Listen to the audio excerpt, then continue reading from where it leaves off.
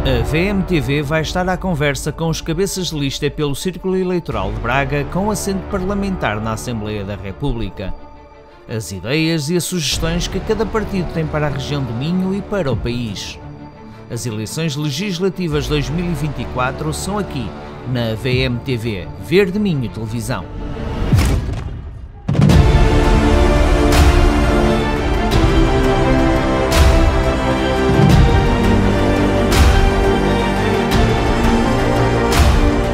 Olá a todos, muito bem-vindos à VMTV.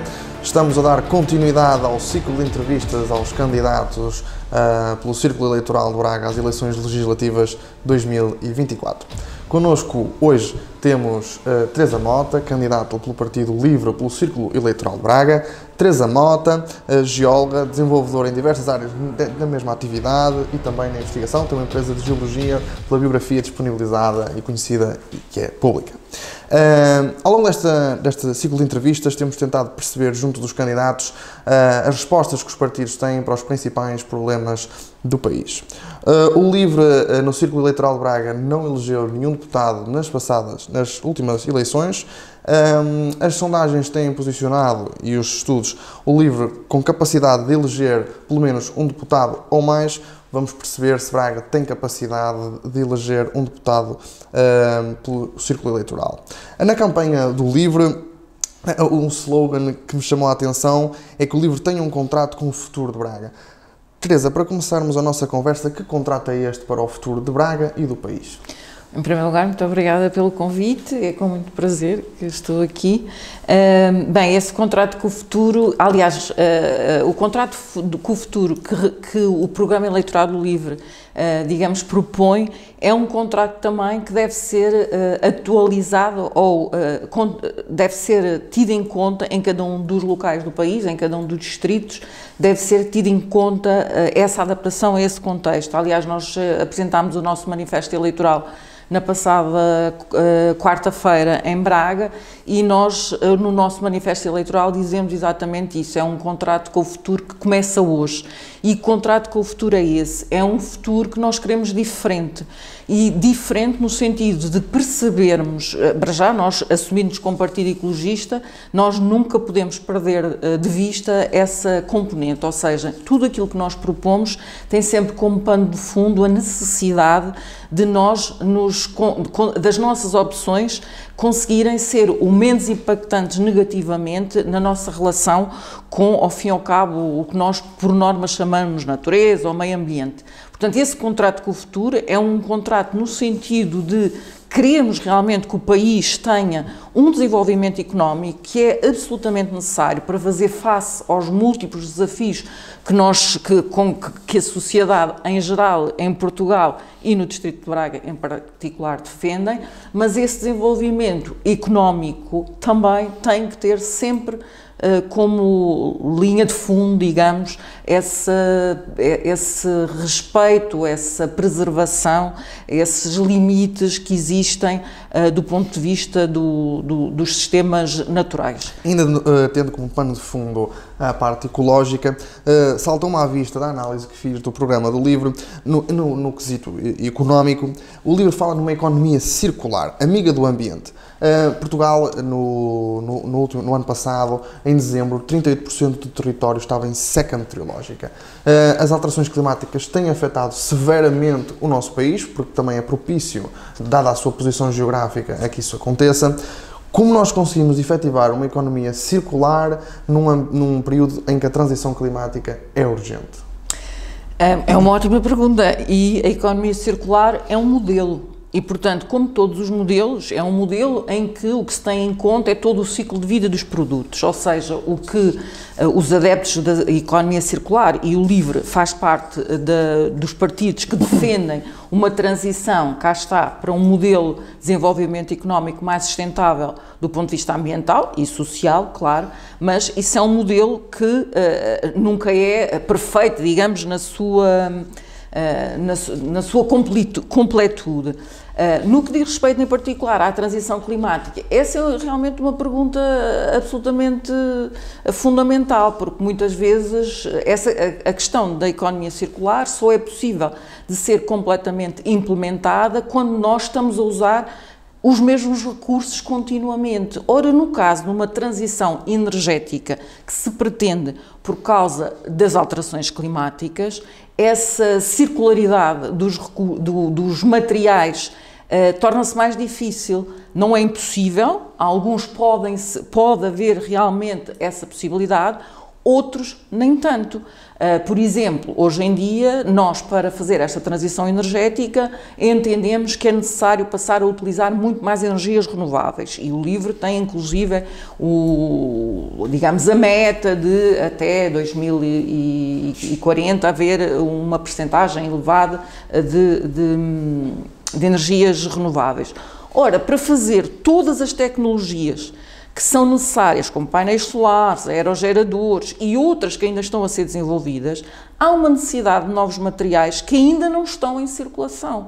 Ou seja, essa economia circular, por enquanto, em alguns materiais, ainda não é possível de completar. No entanto, e isso é importante, seria muito importante, quando estes materiais já estão a ser fabricados, seja em que área for, não só pensar no seu design de maneira a que eles possam, porque isso é também uma limitação à capacidade de conseguirmos fechar o ciclo dos materiais, que o seu design permita a sua reutilização ou reciclagem.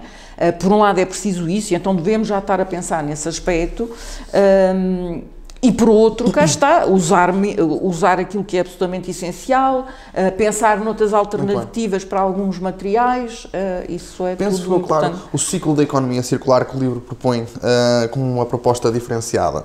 Também da análise que fiz do programa, dentro do quesito salário, mas também ainda no aspecto da economia, o livro vai mais longe que os outros partidos na proposta do aumento salarial, sendo que defende uma meta até 2028 de um salário mínimo de 1.150 euros.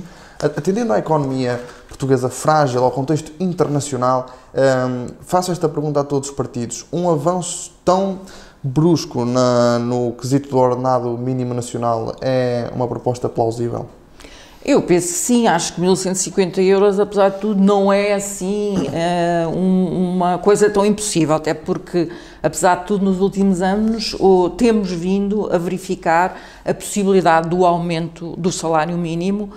Em relativamente pouco tempo foi possível fazer isso, por isso nós entendemos que será possível também fazer isso até 2028, principalmente com o tipo de economia que nós propomos, se bem que também sabemos que é uns 4 anos, já dá, eventualmente, para algumas das coisas que nós propomos em termos económicos, nomeadamente apostar mais em atividades que tenham um valor acrescentado maior na nossa economia do que até agora tem acontecido.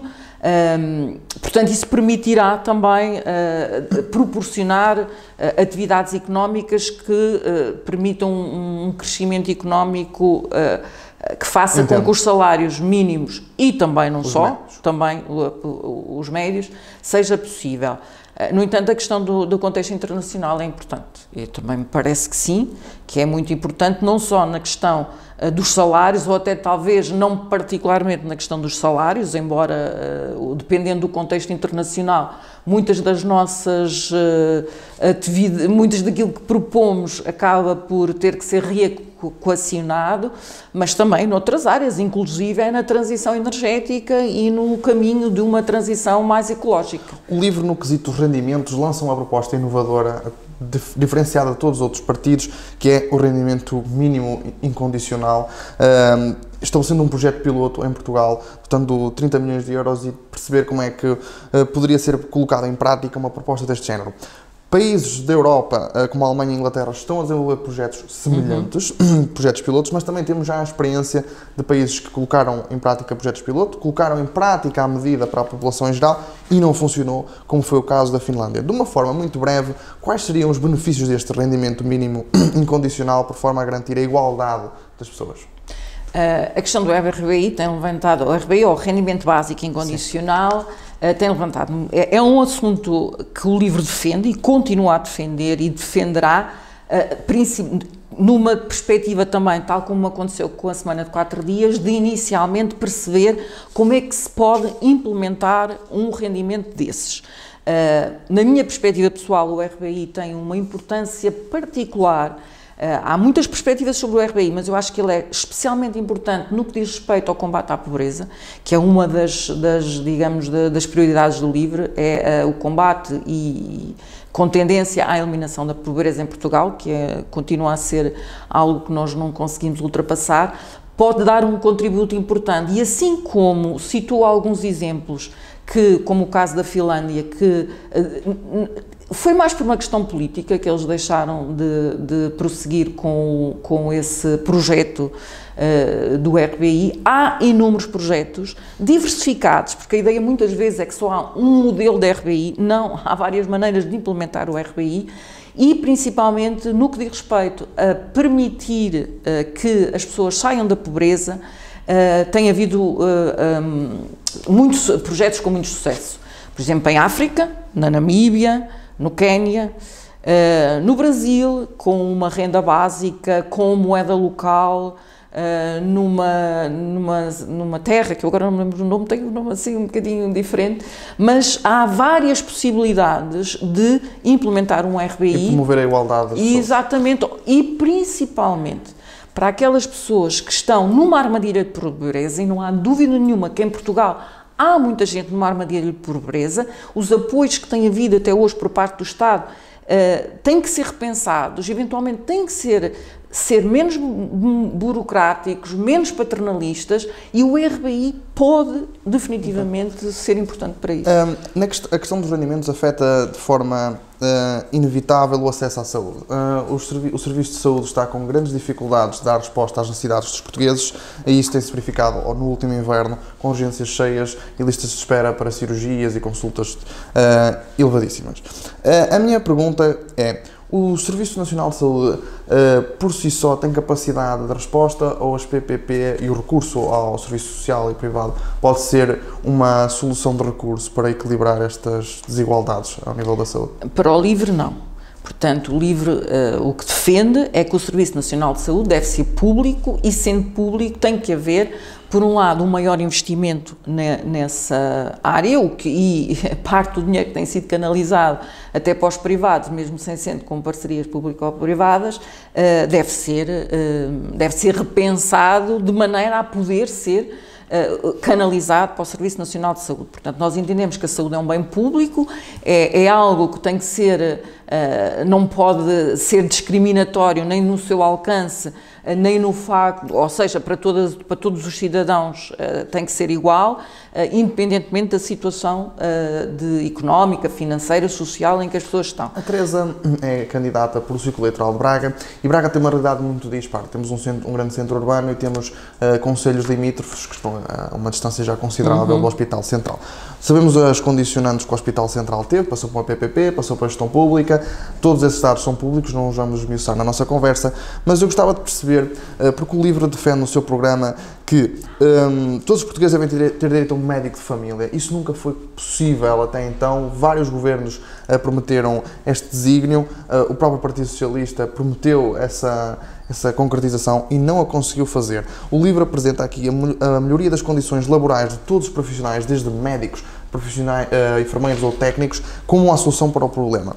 Acha que também não passa por uma rede de cuidados de proximidade, nomeadamente dos centros de saúde, com capacidade de diagnóstico reforçada, Sim, sim, sim, e nós entendemos que a questão dessa proximidade, principalmente dos cuidados de saúde primários, é muito importante e nesse sentido, sim, os centros de saúde são importantes para poder atender, eventualmente com mais valências, inclusive nos meios de diagnóstico e, como referiu, são muito importantes, por um lado, porque permitem, por exemplo, descongestionar muitas vezes o acesso aos hospitais, por outro lado, estando mais próximo das populações, é mais fácil também, cá está, para sítios que estão mais longe dos centros onde existem os principais hospitais, os cidadãos poderem mais facilmente ser-lhes prestados os cuidados de saúde e, eventualmente, até deslocalizando um bocadinho equipas de profissionais de saúde que possam ter uma proximidade em territórios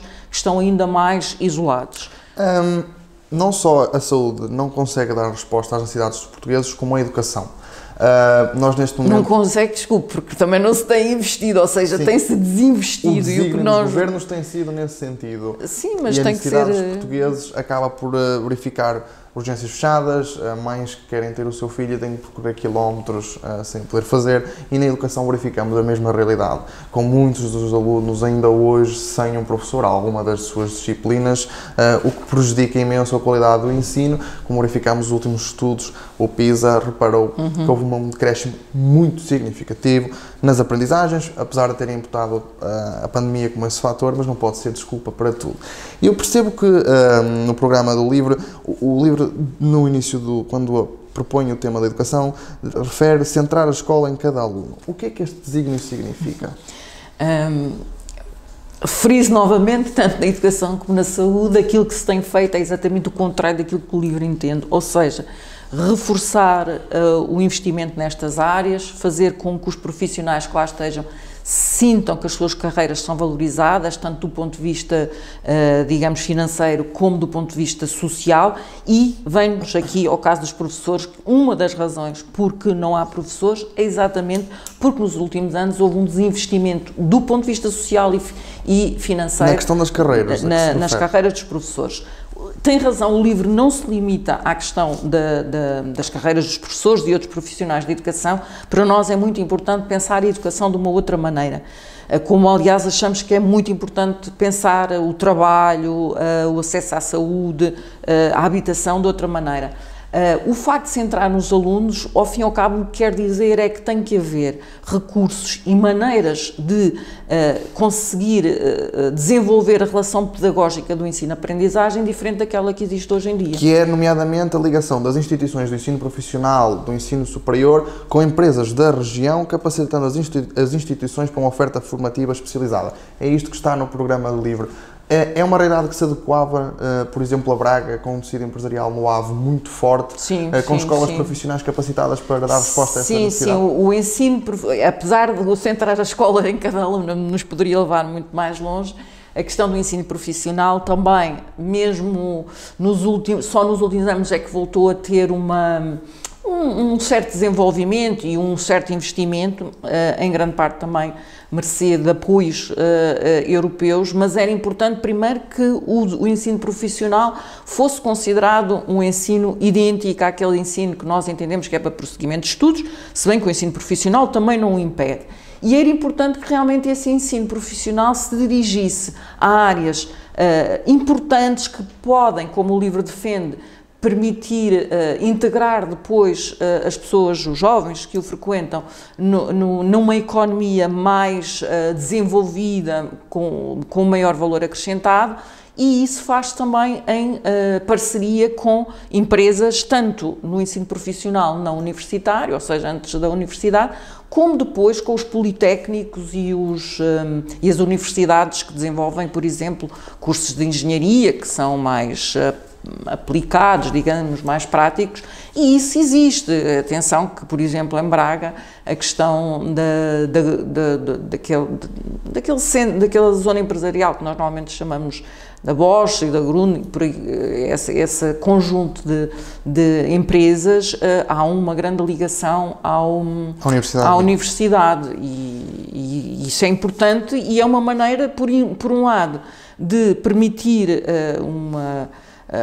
uma sinergia entre a universidade, os politécnicos e o tecido empresarial, e por outro lado também tornar mais relevantes determinadas atividades que durante muito tempo foram consideradas, a não ser a engenharia, mas outras práticas, que foram consideradas como menos... Pronto, não tiveram o mesmo significado e a mesma importância. A Teresa refere que a habitação é uma prioridade para Braga. O livro, no seu país.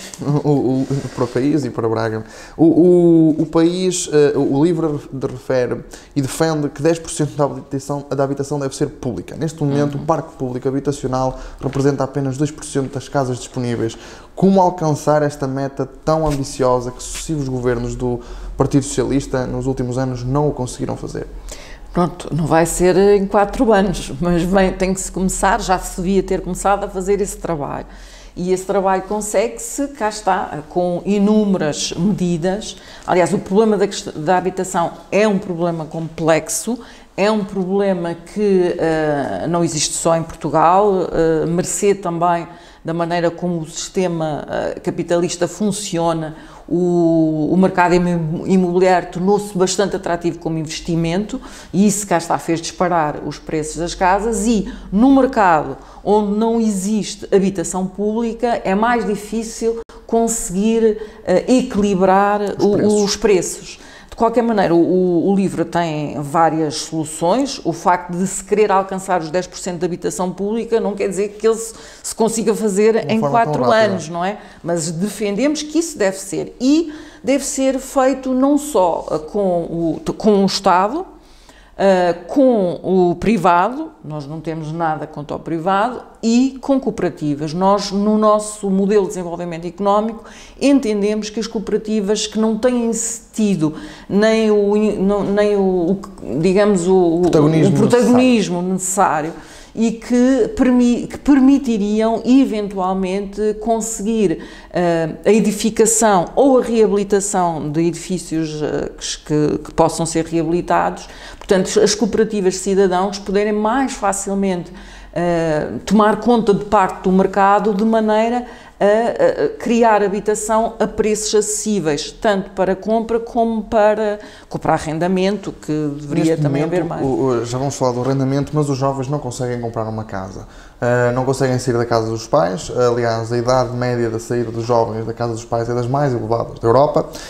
O livro apresenta aqui uma proposta diferenciada no âmbito de 30% de financiamento na compra da primeira habitação. Passa por aqui o apoio aos jovens para conseguirem sair da casa dos pais? Sim, é uma das medidas que nós temos, é exatamente essa, permitir o Estado permitir que haja um apoio de 30% quando é para comprar uma primeira habitação permanente.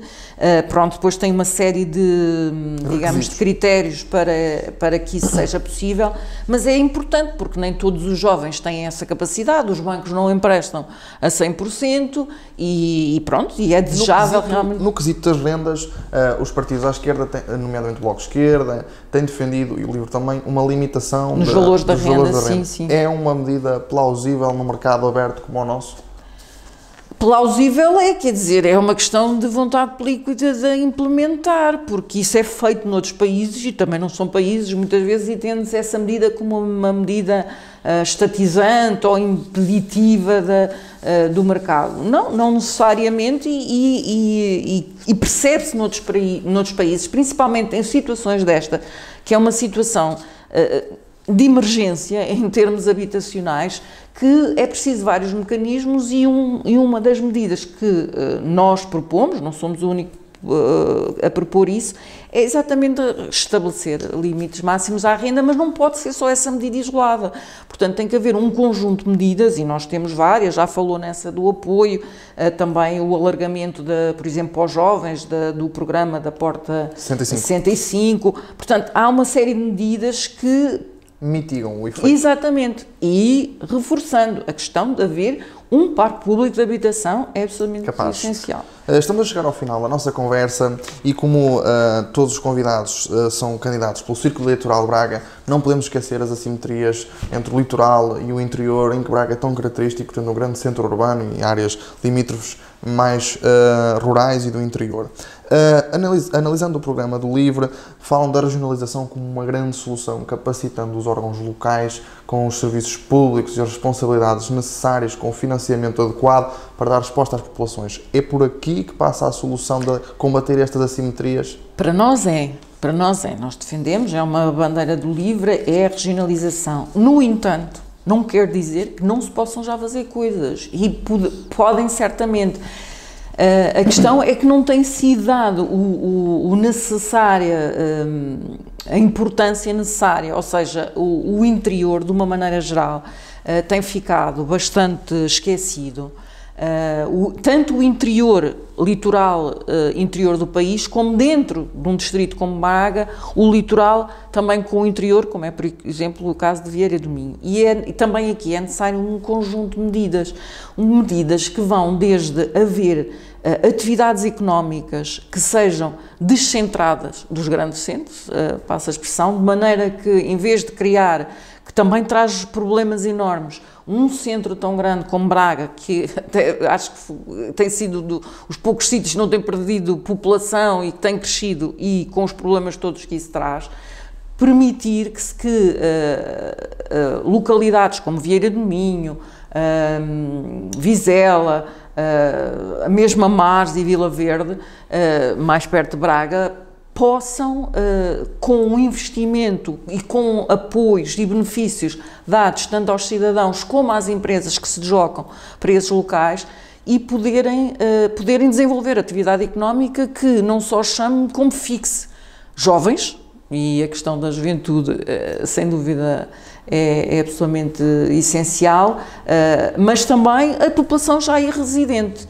As empresas também, com benefícios que passem desde, eventualmente, uma diminuição do IVA, benefícios em IRC, para poder fixarem-se em zonas do interior. A questão da mobilidade é muito importante. Isso que eu queria abordar. A questão da mobilidade. A Teresa também defende a mobilidade como uma grande problemática em Braga e nas zonas do interior. Os serviços de transporte público são parcos, os horários são poucos, as ligações são quase nenhumas. Como aumentar a coesão entre o centro urbano e a zona limítrofe com uma rede de transportes neste estado? Pois, neste estado é difícil. A questão da mobilidade tem que ser pensada a vários níveis, a nível mais local, a nível mais regional e depois a nível nacional. Pensando aqui a nível local, se pensarmos em Braga, cá está a questão dos transportes públicos, com também implementação de outras formas de mobilidade mais suave, desde o facto de andarmos a pé até de bicicleta ou noutro tipo de transporte, mas depois, entre as diferentes localidades que pertencem ao distrito, é importante conseguir arranjar meios de mobilidade, mas além do meio... É preciso fazer, por exemplo, uma estrada, e nós não somos contra a feitura de estradas, porque a ferrovia deve ser implementada, deve ser uma prioridade, mas em muitas situações talvez a estrada acabe por ser a melhor solução. Mas não pode ser a estrada sem o resto, novamente. Por exemplo, Vieira do Minho, que eu sei que tem uma péssima ligação a Braga em termos viários. Também tem a mesma realidade. Exatamente. Não serve só ter um sítio para ir a Braga, desculpem, uma via para ir a Braga. É necessário que essa deslocação a Braga se tenha outras funções, que seja para as pessoas irem lá trabalhar e depois virem dormir para aqui. Por isso é que eu falei antes que é necessário haver incentivos e benefícios nesses vários locais para que as pessoas possam fixar-se aí. E o facto de se deslocarem a um grande centro, como já é Braga hoje em dia, não é porque precisam de ir lá para trabalhar e depois vêm para aqui dormir. Não, o que é necessário é que haja, porque senão isso só vai piorar a questão da mobilidade em Braga, não vai resolver os problemas destas várias localidades que nós entendemos que é assim que se deve criar uma coesão territorial, portanto, não ser monocêntrica, ser policêntrica, ou seja, permitir que haja diferentes zonas que permitam diferentes tipos de atividades económicas que a população lá, aí residente as possa desenvolver e de preferência chamar mais gente e libertar um bocado os centros urbanos grandes e esta queda para o litoral que tem Estamos também a chegar mesmo ao final da nossa conversa e em jeito de conclusão queria lhe perguntar como é que a Teresa e o Partido Livre se veem no dia 11 de março, com um grupo parlamentar eleito? Sim. Muito bem. Sim. Desejava que pudesse aproveitar estes últimos minutos da nossa conversa para dirigir uma mensagem aos eleitores, porquê de votarem no LIVRE? Porquê de votarem no LIVRE? Devemos votar no LIVRE, exatamente, voltamos ao início da conversa, porque temos um contrato com o futuro e o futuro começa já hoje. E então, desde a partir do momento em que o LIVRE esteja representado no Parlamento com um grupo parlamentar, é importante, por isso, votarem para que isso aconteça, de maneira a termos não só um contrato com um desenvolvimento económico, socialmente e ambientalmente mais sustentável, e também uma coisa muito importante nos dias que correm, votar no LIVRE é também um contrato com a democracia, que nos últimos tempos tem vindo a ser bastante abalada. Portanto, contrato com o futuro é um contrato com um país socialmente e ambientalmente mais sustentável e também um contrato com a democracia que nós queremos que continue por muito mais do que 50 anos. Teresa, muito obrigado por esta entrevista e por dar a oportunidade de conhecer as propostas muito do LIVRE. A todos que nos acompanham, vamos continuar a entrevistar os candidatos às legislativas 2024. Até já.